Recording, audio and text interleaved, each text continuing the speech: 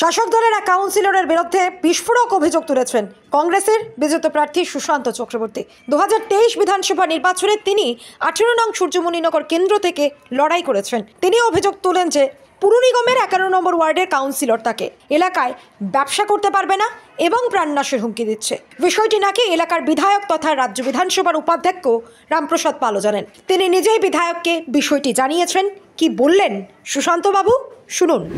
আমি আমার বিজনেস প্রসঙ্গে আমার ট্রান্সপোর্ট বিজনেস, তাই আমি এখানে আমার বিএসএনএল গভর্নমেন্টের টাওয়ার আসবে, আমি টাওয়ারের জন্য গোডাউনটা এখানে বানিয়েছিলাম। আপনারা দেখুন, এখানে পুরো আমি 10 ইঞ্চি ডালাই দিয়ে নিচ থেকে পিলার উঠিয়ে প্রায় মাটির তলে 2-3 লাখ টাকার উপরে ঢুকিয়ে গেছে।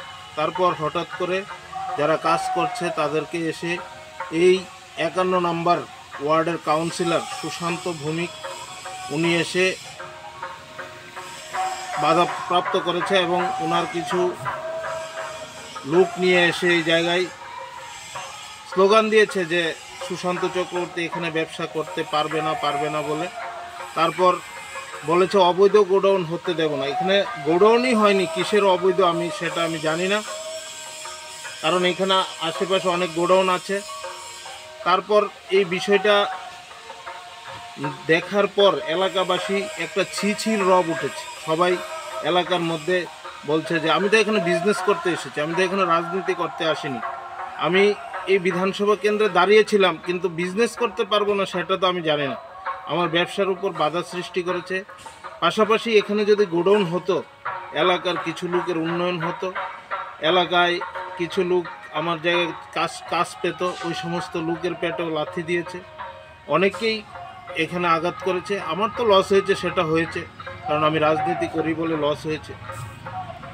এর জন্য আমি এলাকার যিনি বিধায়ক ডেপুটি স্পিকার, ওনাকেও আমি ওনার নজরও নিয়েছিলাম।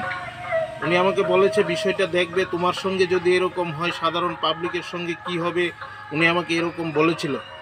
পরের দিন উনি আমাকে বলেছে যে তুমি ব্যবসা করো, কোনো প্রবলেম নেই। কিন্তু আমার কাছে যতটুকু খবর, ওরা আমার উপর শত্রুতামি করে অনেক কিছু করতে করবে এবং এই এলাকার যারা আমাকে ভালোবাসে, ওরা আমাকে দিয়েছে। তার জন্য আমার নিজের এই জায়গায় ওরা আমাকে উঠিয়ে দিয়েছে। আমি এখান থেকে ওদের হুমকি আমি ওদের সঙ্গে মাথা নত করিনি, তাই আমি এই জায়গা থেকে চলে গিয়েছি। না, আইনের ব্যবস্থা বলতে আমি কি আইনের ব্যবস্থা নেব বলুন, কারণ ওরা আমার সঙ্গে যা করেছে আইনের ব্যবস্থা নেওয়ার মতো ওদের আমার প্রাণের ভয়ের হুমকি দিয়েছে। এবং আমার সঙ্গে যারা এই জায়গায় পার্টি করেছে এবং কাজ করেছে, ওদের সঙ্গে ওরা খারাপ ব্যবহার করেছে। শুধু তাই নয়, এই এলাকার প্রত্যেকটি গরিব মেহনতি শ্রমজীবী মানুষ, কেউ মেয়ে বিয়ে দেবে, জায়গা বিক্রি করবে, ওদের থেকে কমিশন খাচ্ছে, বিভিন্নভাবে বিভিন্ন অসামাজিক কাজে যুক্ত হচ্ছে। এই কাউন্সিলর বারবার মানুষের সঙ্গে বিভিন্নভাবে খারাপ ব্যবহার করছে। প্রতিনিয়ত উনি এলাকায় বিভিন্নভাবে মানুষকে পরেশানি করে রেখেছে এবং এলাকার মধ্যে কান পাতলে শোনা যায়, আপনারা হয়তো আপনাদের মাধ্যমে জানতে পারবেন।